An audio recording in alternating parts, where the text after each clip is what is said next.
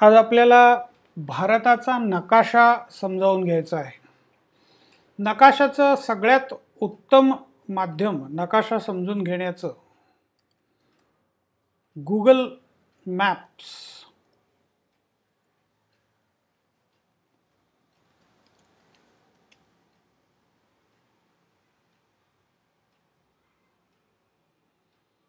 हा तुमच्या मोबाईलवर तुम्ही ओपन करू शकता. तुम्हाला कॉम्प्युटर उपलब्ध असेल तर सगळ्यात चांगली गोष्ट. जेवढा मोठा स्क्रीन उपलब्ध असेल तेवढं तुम्हाला हे शोधायला सोपं असेल. इथे तुम्ही सर्च द्या, त्याबरोबर जगाच्या नकाशाचा तेवढा भाग आणि मग याच्यात काही क्विक फॅक्ट्स, काही फोटोग्राफ्स हे पण इथे दाखवलेले आहेत. हा नकाशा तुम्हाला शेअर करता येतो, तुमच्या फोनला पाठवता येतो, नियर बाय प्लेसेस काय आहेत ते बघता येतात किंवा तुमच्या अकाउंटमध्ये सेव्ह करून ठेवता येतं आणि त्याच्या ट्रॅव्हलिंग डायरेक्शनसुद्धा पाहता येतं. आपल्याला आत्ता फक्त मॅप पाहायचा आहे इंडियाचा. इंडिया, त्याची शेजारी राष्ट्र आणि आणखीन असा छोटा तुम्ही करत गेलात तर संपूर्ण जगाचा मॅप तुम्हाला इथे दिसेल. ही आहे अमेरिका. अमेरिका, उत्तर अमेरिका, दक्षिण America, Africa, Europe, Asia, Australia आणि खाली जो आहे तो अंटार्क्टिका. असे 7 खंड आहेत. 1, 2, 3, 4, 5, 6 आणि अंटार्क्टिका हा 7वा खंड. हे 7 खंड, 7 खंडांचं मिळून जग.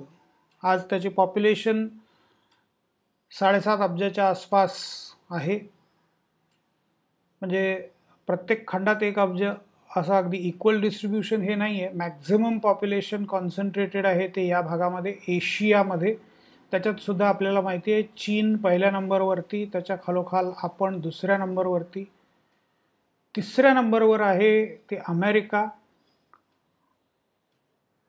तर हे 7 अब्ज हे असे विषम पद्धतीने वाटले गेलेले आहेत. या भागामध्ये पॉप्युलेशन कमी आहे. आफ्रिकेमध्ये इथे हे सगळं सहारा वाळवंट आहे. इथे कांगोचं खोरं आहे, त्यामुळे इथे हिरवगार दिसतं सगळं आणि हे वाळवंट. पुन्हा इथे खाली हा वाळवंटाचा भाग आहे. इथे तुम्हाला दिसेल भारतातला राजस्थानचा वाळवंटाचा भाग आहे. हा चीनमधला काही वाळवंटाचा भाग. हे सगळं गल्फ, इथे पूर्ण वाळवंट आहे. तुम्हाला कल्पना आहे त्याची. Oman, Yemen, Saudi Arabia, Iraq, Iran, हे सगळं वाळवंटाचा भाग आहे. अरबस्तान ज्याला म्हणतो आपण, हे तुर्कस्तानचा बराचसा भाग वाळवंटाचा आहे. आणि मग हा रशिया पुन्हा हिरवागार, युरोप सगळा बराचसा हिरवागार तुम्हाला दिसतो. ऑस्ट्रेलियाचा बराचसा भाग सुद्धा वाळवंटाचा आहे. तर हे सगळं मॅप अभ्यासा. इथे सुद्धा दक्षिण अमेरिकेमध्ये, दक्षिण अमेरिका हा खंड आणि त्याच्यामध्ये हे जवळपास 12 देश आहेत. ब्राझील, पेरू, चिली, अर्जेंटिना. फुटबॉलच्या निमित्ताने ही सगळी नावं तुम्ही ऐकली असतीलच.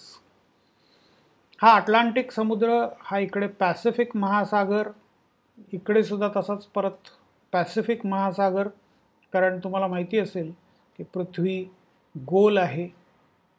गोल पृथ्वीसुद्धा तुम्हाला इथे मॅपमध्ये बघता येते. काही ॲडजस्टमेंट्स त्याच्यात कराव्या लागतात आणि त्याप्रमाणे मग गोल पृथ्वी दिसते. तर भारताचा मॅप, बांगलादेश एका बाजूला, पाकिस्तान एका बाजूला.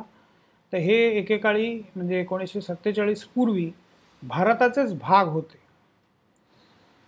भारताचा आजचा मॅप जर पाहायचा असेल तुम्हाला, तर अधिकृत सरकारने जाहीर केलेला, प्रसिद्ध केलेला हा मॅप आहे. 2019 मध्ये प्रसिद्ध केलेला. सगळ्यात वरती इथे पहा, नव्याने तयार केलेली युनियन टेरिटोरी, केंद्रशासित प्रदेश लडाख. जम्मू काश्मीर हे एकत्रित राज्य होतं, त्याचं विभाजन करून लडाख आणि जम्मू काश्मीर असे 2 केंद्रशासित प्रदेश करण्यात आले. जम्मू काश्मीरला हळूहळू पुन्हा राज्याचा दर्जा देण्यात येणार आहे असं सरकार सांगतं आहे. तर जम्मू काश्मीर आणि लडाख, आता यापैकी बराचसा भाग पाक व्याप्त काश्मीर आहे, पण आपण तो आपल्या मॅपमध्ये दाखवतो ऑफिशियली, अधिकृतरित्या.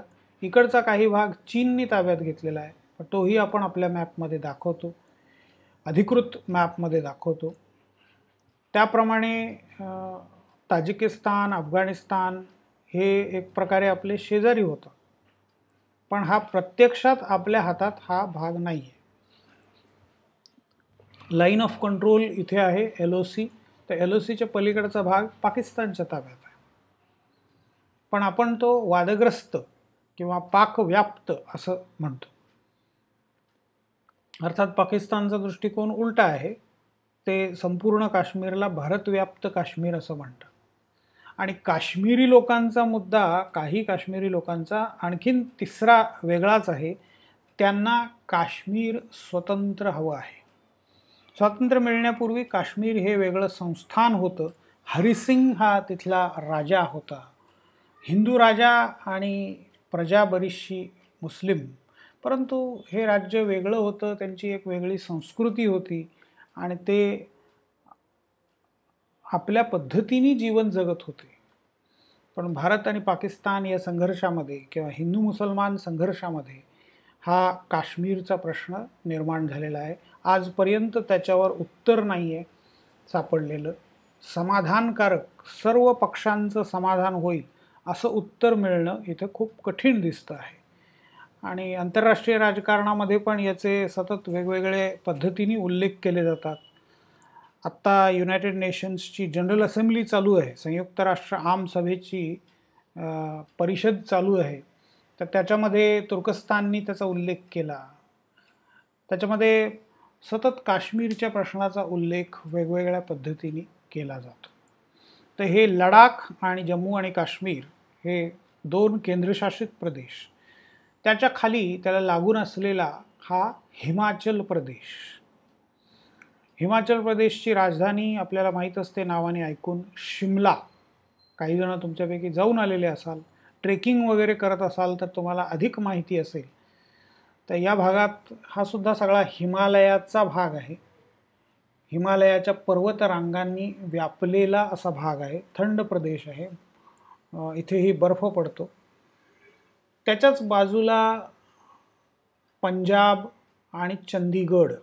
चंदीगड हा वेगळा केंद्रशासित प्रदेश आहे, पंजाब हे वेगळं राज्य आहे. हिमाचल प्रदेशमध्ये धर्मशाला नावाचं एक ठिकाण आहे. तिथे तिबेटमध्ये जे दलाई लामा राहायचे, त्या लामांचं वास्तव्य तिथे आहे. त्या तिबेटी लोकांचं एक वेगळं सरकार त्यांनी धर्मशालामध्ये स्थापन केलेलं आहे. तर हा पूर्णपणे वेगळा विषय आहे. तुम्ही तिबेटी लोक पाहत असाल, लोकरीचे कपडे घेऊन ते आपल्या विक्रीसाठी रस्त्याच्या कडेला स्टॉल लावून उभे असतात. बऱ्याच शहरांमध्ये ते दिसतात, मुंबईमध्ये पण आहेत, पुण्यात पण आहेत, छोट्या छोट्या शहरांमध्ये ते दिसतात. तर हे सगळे तिबेटी निर्वासित, तो विषय नंतर कधीतरी आपण पाहू. तर हा त्याच्या पलीकडचा हा पंजाब. पंजाबला लागून तुम्हाला दिसेल, काश्मीरपासून तुम्हाला दिसेल की पाकिस्तानची सीमा आहे. पंजाबला लागून सीमा आहे. अमृतसरच्या जवळ तुम्हाला जे ठिकाण प्रसिद्ध आहे, वाघा बॉर्डर त्याला म्हणतात, तर वाघा बॉर्डरवरती पंतप्रधान वाजपेयींनी एक प्रथा सुरू केलेली होती की दररोज संध्याकाळी तिथे ध्वजवंदन होईल. दोन्हीकडच्या सेना समोर येतील एकमेकांच्या, आणि एक परेड होईल आणि ध्वजवंदन होईल. दोन्हींचा राष्ट्रगीत गायलं जाईल आणि कार्यक्रम संपेल. एक तिथे असं स्टेडियम बांधण्यात आलेलं होतं दोन्ही बाजूनी, आणि बराच काळ तो कार्यक्रम चालू राहिला. ते एक आकर्षण अजूनही आहे. तर पंजाब आणि इथे असलेला हा केंद्रशासित प्रदेश म्हणजे चंदीगड. त्याच्यानंतर पुन्हा हिमालयाच्या कुशीतलं आणखीन एक राज्य उत्तराखंड, त्याची राजधानी आहे डेहराडून. ट्रेकिंगसाठी प्रसिद्ध असलेलं निसर्गरम्य ठिकाणं, मसुरी आहे, त्याच्यानंतर तीर्थक्षेत्र आहेत, देवभूमी त्याला म्हणतात, 4 धाम तिथे आहेत, गंगोत्री, यमुनोत्री, बद्रीनारायण आणि केदारनाथ, हे 4 धाम. तर 4 धाम यात्रा ही पवित्र यात्रा मानली जाते आणि बऱ्याच जणांना ती करायची असते पूर्ण. काही साधू ते चालत पूर्ण करतात. तर इथे देवभूमी आहे उत्तराखंड. उत्तराखंडच्या बाजूला तुम्हाला दिसेल हरियाणा, आणि हरियाणाच्या अगदी बॉर्डरवरती दिल्ली हे भारताचे राष्ट्रीय राजधानी क्षेत्र त्याला म्हणतात. केंद्रशासित प्रदेश आहे, परंतु स्वतःचं राज्य सरकार पण त्यांचं आहे. तर ही दिल्ली हे हरियाणा राज्य, पंजाब आणि हरियाणा या दोघांची राजधानी एकत्रितपणे चंदीगडमध्ये आहे. ऑब्जेक्टिव्ह प्रश्नांच्या दृष्टीने तयारी व्हावी म्हणून मी हे सगळं सांगतोय तुम्हाला. उत्तराखंडच्या बाजूला तुम्हाला इकडे दिसेल ती चीनची बॉर्डर आहे. हिमाचलच्या बाजूला पण चीनची बॉर्डर आहे, लडाखच्या बाजूला पण चीनची बॉर्डर आहे, आणि उत्तराखंडच्या एका बाजूला नेपाळची बॉर्डर आहे. तर नेपाळ हा इथून इथपर्यंत पसरलेला पुन्हा हिमालयाच्या कुशीतला देश आहे, आणि इथेच तुम्हाला माहिती आहे की एव्हरेस्ट हे जगातलं सर्वोच्च शिखर या नेपाळमध्ये आहे.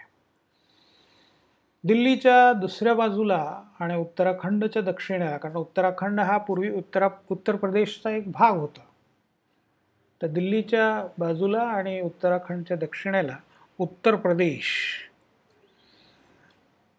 सगळ्यात लोकसंख्या जास्त असलेलं राज्य, गंगेचा सुपीक प्रदेश आहे. त्याच्यामुळे पूर्वीपासून शेती हा इथला मुख्य व्यवसाय राहिलेला आहे, आणि भरभरून सगळं संपत्ती, निसर्ग संपत्ती असल्यामुळे लोकसंख्या पण तिथे नेहमी वाढत राहिलेली आहे.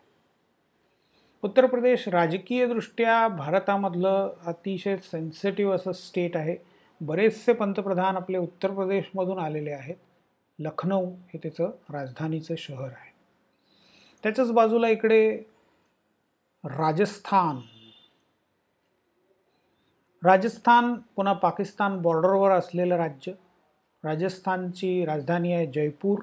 पिंक सिटी असं त्याला म्हणतात, कारण तिथल्या बहुतेक बिल्डिंग्स ह्या गुलाबी रंगाच्या आहेत. इथे अनेक राजे राजवाडे, अनेक संस्थानं होती, अनेक राजे असल्यामुळे त्याचं नाव राजस्थान असं पडलं.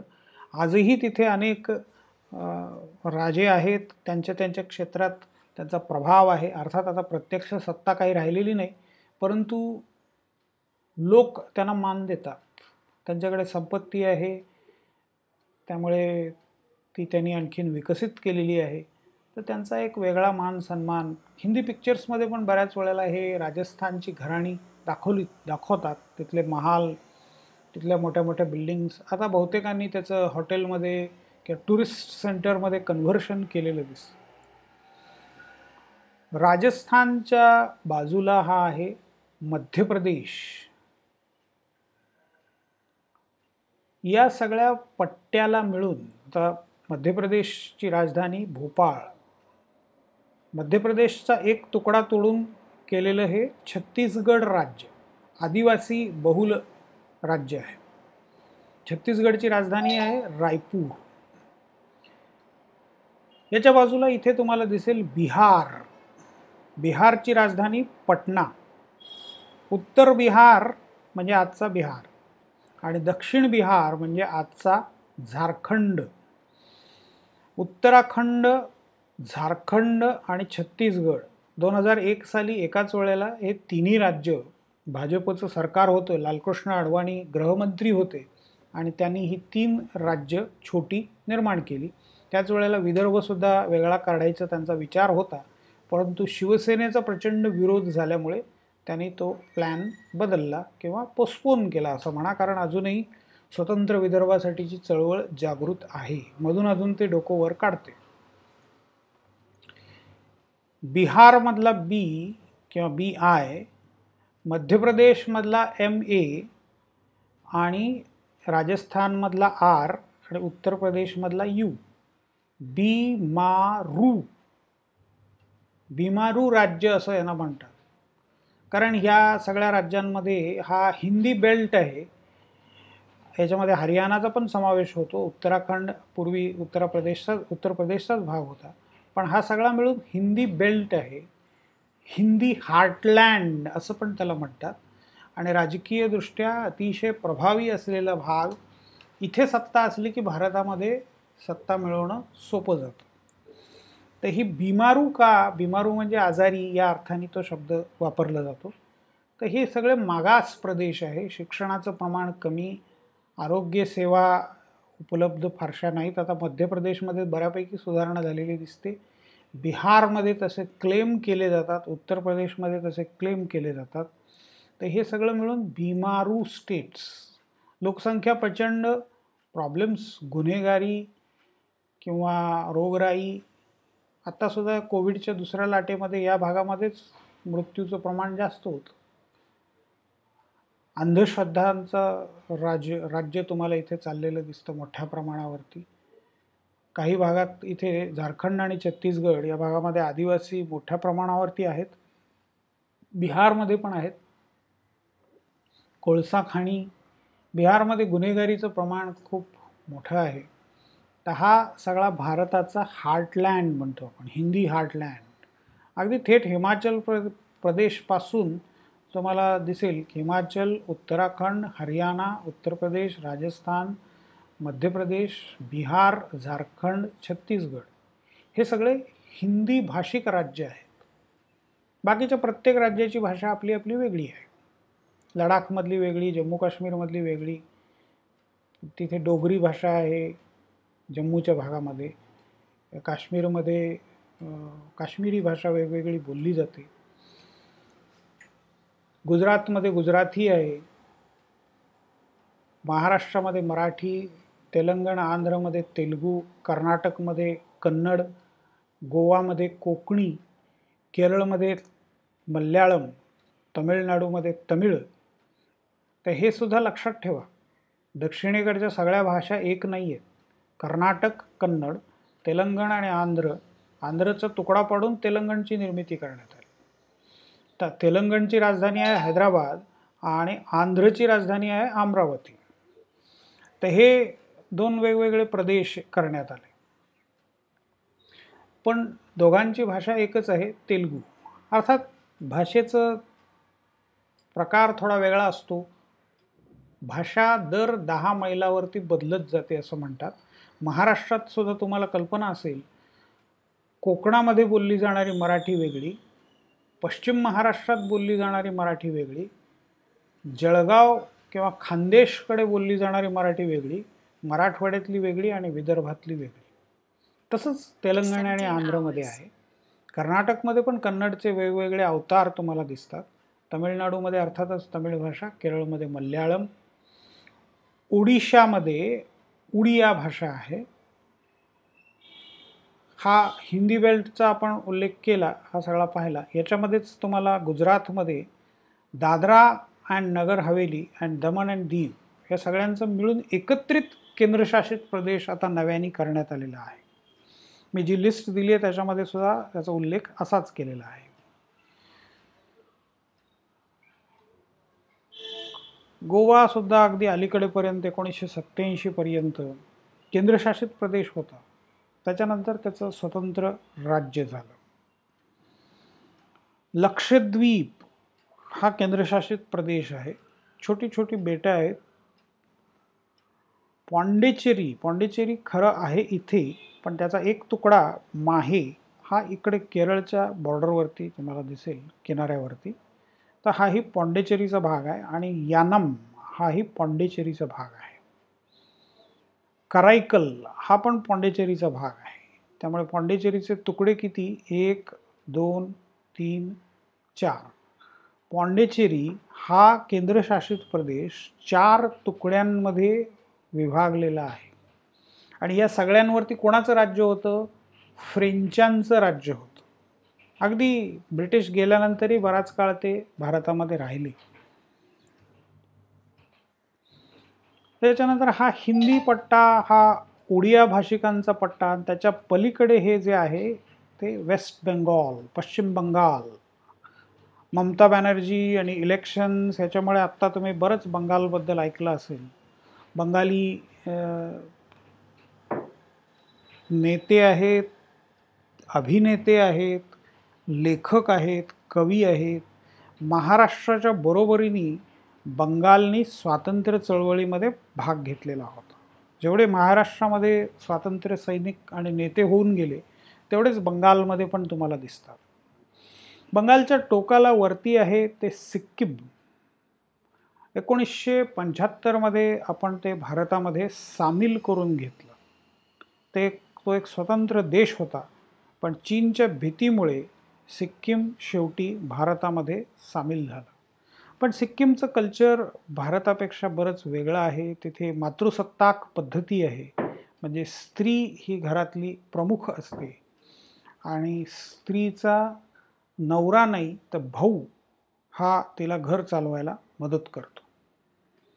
त्याच्यानंतर हा बाजूला जो दिसतोय तो छोटासा देश वेगळा, भूतान.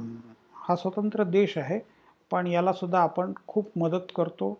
लष्करी, आर्थिक, औद्योगिक, शेतीच्या संदर्भातली, पर्यावरणाच्या संदर्भातली सर्व तऱ्हेची मदत आपण भूतानला करतो. हा जो प्रदेश आहे इकडे, आता हे जवळजवळ सगळा भारत आपण पाहिला, एक तुकडा फक्त शिल्लक ठेवला आहे, नॉर्थ ईस्ट ज्याला म्हणतो आपण. त्याच्याकडे येण्यापूर्वी आणखीन एक प्रदेश, जसं इकडे लक्षद्वीप आहे तसं इकडच्या बाजूला अंदमान आणि निकोबारची बेटं आहे. हा बे ऑफ बेंगॉल म्हणजे बंगालचा उपसागर आणि हा अरबी समुद्र हे तुम्हाला माहिती आहे. इथे ही पाल्कची सामुद्रधुनी आहे आणि मग इथून श्रीलंका तुम्हाला दिसतो.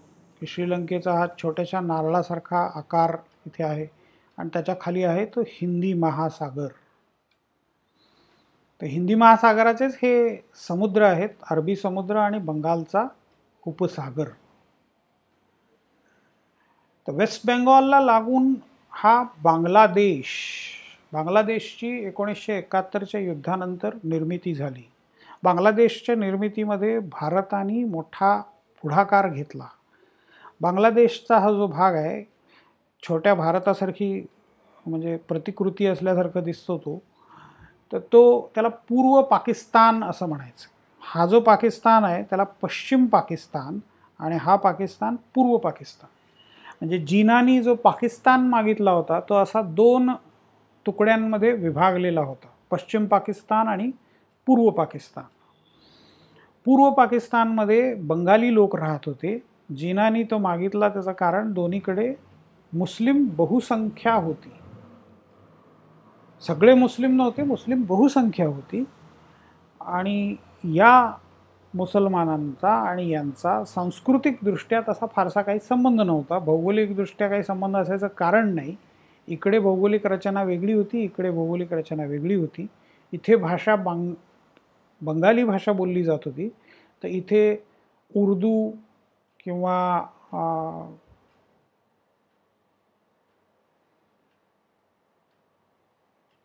हिंदी, अफगाणी अशा सगळ्या भाषा किंवा पंजाबी या भाषा सगळ्या या भागामध्ये बोलल्या जातात. इकडे बंगाली भाषा बोलली जात होती. इथे समुद्रकिनारा जवळ आहे बंगालच्या बऱ्याचशा भागाला, तर इथली रचना वेगळी, इथली व्यवस्था वेगळी. हा देश गरीब, आजही बऱ्यापैकी गरीबच आहे, पण आता बऱ्यापैकी सुधारणा पण होताना तिथे दिसते आहे. काही बाबतीत त्यांनी भारताला पण मागे टाकलेला आहे. तर हा बांगलादेश, ईस्ट बेंगॉल असं अगदी सुरुवातीला ब्रिटिशांच्या काळामध्ये म्हटलं जायचं. ब्रिटिश प्रशासकांनी धर्माच्या आधारावरती बंगालची फाळणी केली. ते तुम्ही इतिहासामध्ये वाचलेलं आठवत असेल तुम्हाला. तर मुस्लिम भाग होता त्याला ईस्ट बेंगॉल असं नाव दिलं आणि जो हिंदू बहुसंख्येचा भाग होता त्याला वेस्ट बेंगॉल असं नाव दिलं. तर ईस्ट आणि वेस्ट बेंगॉल आणि मग त्याचंच पुढे ईस्ट पाकिस्तान झालं आणि आज त्याचं नाव आहे बांगलादेश. म्हणजे एकाच प्रदेशाची नावं कशी बदलत गेली आहेत ते बघा. पहिल्यांदा बंगाल, मग ईस्ट बेंगाल, त्याच्यानंतर ईस्ट पाकिस्तान आणि 1971 शेवटी झालेला बदल म्हणजे बांगलादेश.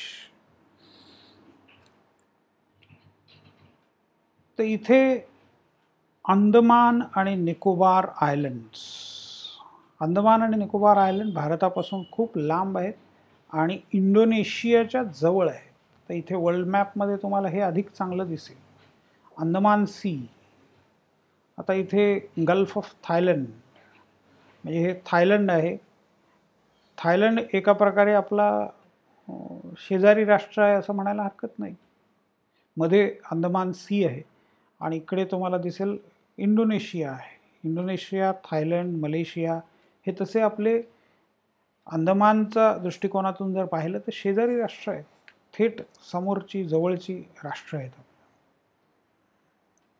एकाच वेळेला वर्ल्ड मॅप आणि इंडियाचा मॅप, हा स्पेसिफिकली इंडियाचा आपण इथे बारकाईने अभ्यास याच्यात करू शकतो आणि इंडिया आणि त्याचे शेजारी याचा अभ्यास या मॅपमध्ये करू शकतो. तर अशा प्रकारे कंपॅरिझन करण्याचा, अशा प्रकारे तुलना करण्याची एक सवय लावून घ्या. मोठ्या परिप्रेक्ष्यामध्ये किंवा मोठ्या कॉन्टेक्स्टमध्ये कसं दिसतं आणि डिटेल्स काय आहेत, अशा दोन्ही अर्थाने मॅप अभ्यासायचा आहे. आता हे उरलेला भारताचा हा प्रदेश, 7 सिस्टर्स ऑफ नॉर्थ ईस्ट असं म्हटलं जातं. आपण सिक्कीम अभ्यासलेला आहे, म्हणजे सिक्कीमचा उल्लेख केला, त्याच्यामुळे उरलेली जी 7 राज्य आहेत. आता ती राज्य कोणती 7? सगळ्यात मोठं राज्य पहिलं ते म्हणजे आसाम. तर या सगळ्या उरलेल्या राज्यांच्या सीमांशी आसामच्या सीमा भिडलेल्या आहेत, कारण आसाममधूनच बरेचसे तुकडे करून तयार झालेली राज्य आहे. म्हणजे पहिल्यांदा अगदी ब्रिटिश काळापासून किंवा त्याच्याही आधीपासून जे डॉमिनंट स्टेट होतं ते म्हणजे आसाम. आसामी लोकांवरती काही काळ, आता इथे हा बांगलादेश आहे तर तो बंगाल त्याच्या शेजारी होतात, तर बंगाली लोकांनी बरेच अत्याचार केले, त्यामुळे आसामी आणि बंगाली यांच्यामधला संघर्ष खूप तीव्र आहे. तर आसामच्या बाजूला हा आहे अरुणाचल प्रदेश. अरुणाचल प्रदेश चीनला असं वाटतं की तो आपलाच भाग आहे, त्यामुळे चीन तो नेहमी दावा करत असतो की तो आमचा प्रदेश आहे आणि आम्ही तो घेणार. त्याच्या खालोखाल हा दिसतो तो नागा लोकांचा नागालँड. नागालँडच्या खाली त्याची राजधानी कोहिमा आहे, त्याच्या खाली आहे ते मणिपूर, इम्फाळ ही त्याची राजधानी. मणिपूरच्या खाली आहे ते मिझोराम, त्याची राजधानी आहे ऐझवाल. मिझोराम, मणिपूर, नागालँड आणि अरुणाचल प्रदेश या सगळ्यांना कोणाची बॉर्डर लागते तर म्यानमार, बर्माची बॉर्डर इथे लागते. ब्रह्मदेश असं त्याला पूर्वी म्हणायचे, इंग्लिशमध्ये बर्मा. आजही इंग्लिशमध्ये ब्रिटिश लोक त्याला बर्माच म्हणतात, पण तिथल्या लष्करी राजवटीने त्याला म्यानमार असं नाव दिलेलं आहे. ती लष्करी राजवट अत्यंत अत्याचारी आहे आणि तिथल्या जनतेवरती आजही त्यांचे अत्याचार चालू आहेत. तिथल्या जनतेचा अखंड लढा गेली 2 वर्ष चालू आहे. त्यांच्या लोकप्रिय नेत्या ऑंग सॅन सू की, त्यांना तुरुंगवासात टाकण्यात आलं आहे. त्यांच्यावर वेगवेगळे खोटेनाटे आरोप लावण्यात आलेले आहेत. भ्रष्टाचाराचे आरोप आहेत, पैशाची अफरातफर केल्याचे आरोप आहेत आणि काहीही करून त्यांना नेस्तनाबूत करणं, राजकारणापासून बाजूला ठेवणं, किंवा शेवटी कदाचित विचार असाही असेल की त्यांना कोर्टाच्या माध्यमातून मृत्यूदंडाची शिक्षा देणं. तर या सगळ्या तयारीनिशी हे म्यानमारचं लष्करी सरकार काम करतं आहे. असे प्रसंग पाकिस्तानमध्ये पण अनेक वेळेला घडलेले आहेत. झुल्फिकार अली भुट्टो यांना फासावरती लटकवण्यात आलेलं होतं. बेनझीर भुट्टोंचे वडील, त्यांच्यावरही भ्रष्टाचाराचे आरोप करण्यात आलेले होते. तर भुट्टो एकेकाळी पाकिस्तानचे पंतप्रधान होते. बांगलादेश युद्धाच्या वेळेला म्हणजे युद्ध संपल्यानंतर 1972 सिमला करार ज्याला म्हणतो आपण, तो इंदिरा गांधी आणि भुट्टो यांच्यामध्ये झाला. तर तिथे भुट्टोंनी पाकिस्तानचं नेतृत्व केलेलं होतं आणि अतिशय चतुराईने बऱ्याच गोष्टी ज्या युद्धामध्ये गमावल्या त्या परत मिळवल्या असं मानलं जातं. तर एवढ्या मोठ्या माणसाला शेवट त्याचा अतिशय वाईट पाकिस्तानमध्ये झाला, त्याला फासावरती लटकवण्यात आलं, त्याच्यावरही भ्रष्टाचाराचे आरोप लावण्यात आलेले होते. भुट्टो आणि ऑंग सॅन सू की ही पूर्णपणे अर्थातच वेगळी व्यक्तिमत्व आहेत, परंतु काही गोष्टींची तुलना करता येते म्हणून मी उदाहरण दिलं. तर मिझोरामच्या बाजूला हे जे राज्य आहे ते त्रिपुरा, त्रिपुराच्या वरती हे आहे ते मेघालय. तर अशा या सेवन सिस्टर्स ऑफ नॉर्थ ईस्ट असं जवाहरलाल नेहरूंनी त्याला म्हटलेलं होतं की हा निसर्गरम्य प्रदेश आहे आणि याचं सौंदर्य तसंच टिकावं, त्याच्यामुळे इथे इंडस्ट्रियलायझेशन नको अशी भूमिका त्यांनी घेतलेली होती. परंतु त्याचा एक दुष्परिणाम असा झाला की हा प्रदेश मागासलेला राहिला. तिथे प्रवासाची साधनं व्यवस्थित विकसित झाली नाहीत. जरी निसर्गसंपन्न किंवा टुरिस्ट सेंटर म्हणून डेव्हलप करायचं असेल तर सुद्धा डेव्हलपमेंट कुठल्या तरी प्रकारची तिथे लागते. इंडस्ट्रीज जरी नको असल्या तरी इतर प्रकारे विकास झाला पाहिजे, तिथल्या लोकांना उत्पन्नाची साधनं मिळाली पाहिजे. तर हे आता त्या दृष्टीने अलीकडे प्रयत्न सुरू झालेले दिसतात. तर हा आपला भारत आहे, ही भारतातली सगळी राज्य आणि हे सगळे केंद्रशासित प्रदेश. लडाख, जम्मू काश्मीर, चंदीगड, दिल्ली, दादरा नगर हवेली आणि दमण दीव, लक्षद्वीप, अंदमान आणि निकोबार, पॉंडिचेरी हे सगळे किंवा पुदुचेरी असं त्याचं आत्ताचं नाव आहे, हे सगळे केंद्रशासित प्रदेश आहेत आणि उरलेली सगळी राज्य आहे. तर आपण थोडक्यात भारताच्या नकाशाचा परिचय करून घेतला.